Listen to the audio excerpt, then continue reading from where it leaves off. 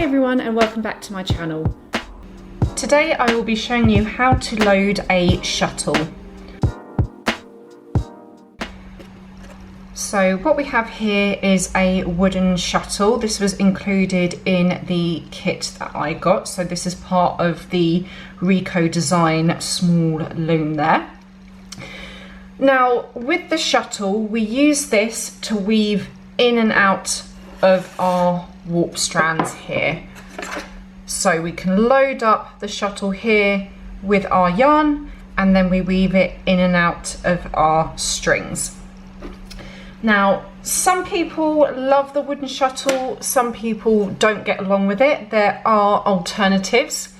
So if you don't like the wooden shuttle, you can always use a nice big needle there, so one with a big eyelet on the end to get your yarn in it, and you can use that to weave in and out.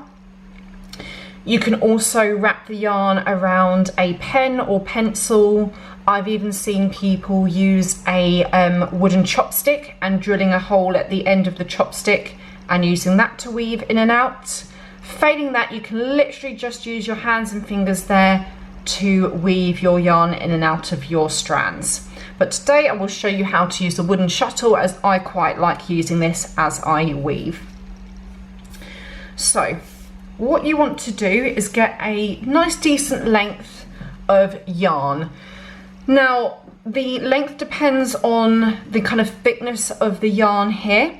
So if you're using a very thin yarn, you can probably get away with several meters of it just because it's so thin here. If you're using a slightly thicker yarn like I am, I'd recommend only staying about kind of 2, maximum of 3 meters at a time. And the reason for that is because if the yarn is too chunky on your shuttle, it's going to get stuck underneath that metal rod here. So that's why we want to work little and often with the yarn, and then we can always load it back up again.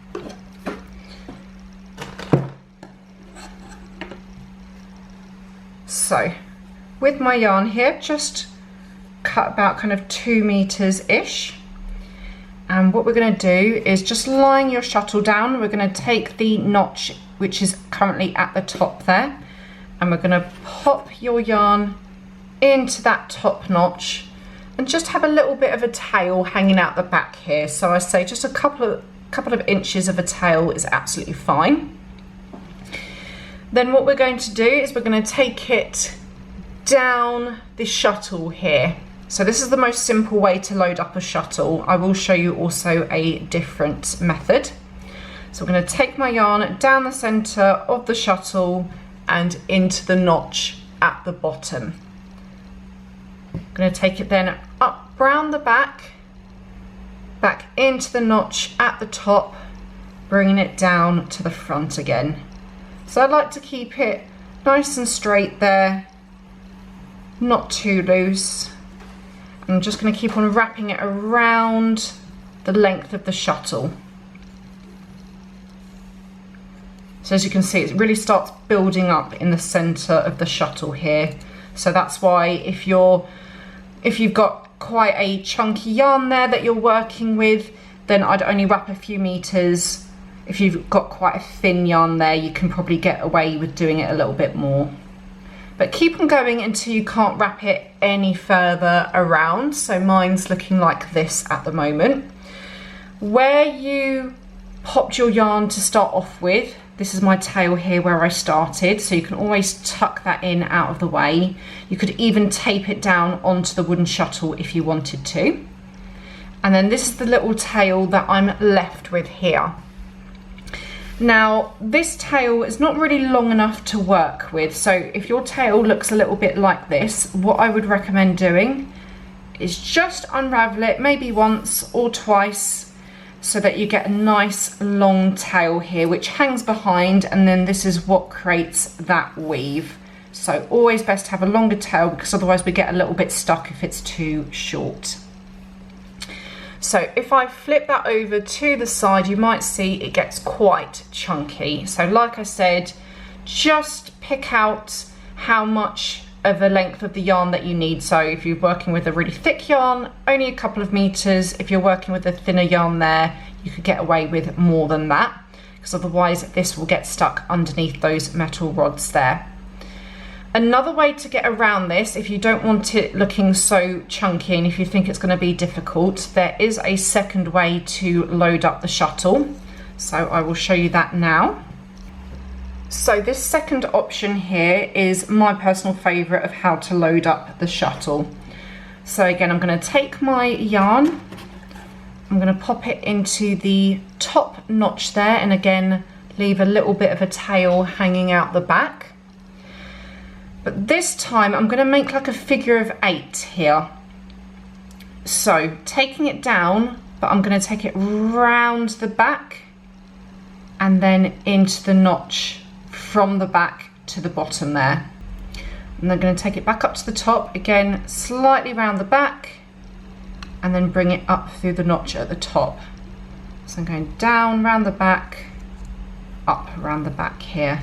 We can do this a couple of times, and then what I do then is I just move my shuttle around, rotate it the other way, and I do the same on the other side. So again, as I work my way down, bringing it round the back through the bottom notch, taking it again round the back through the top notch there. So you're making little figures of 8 around the side, and you can keep on alternating.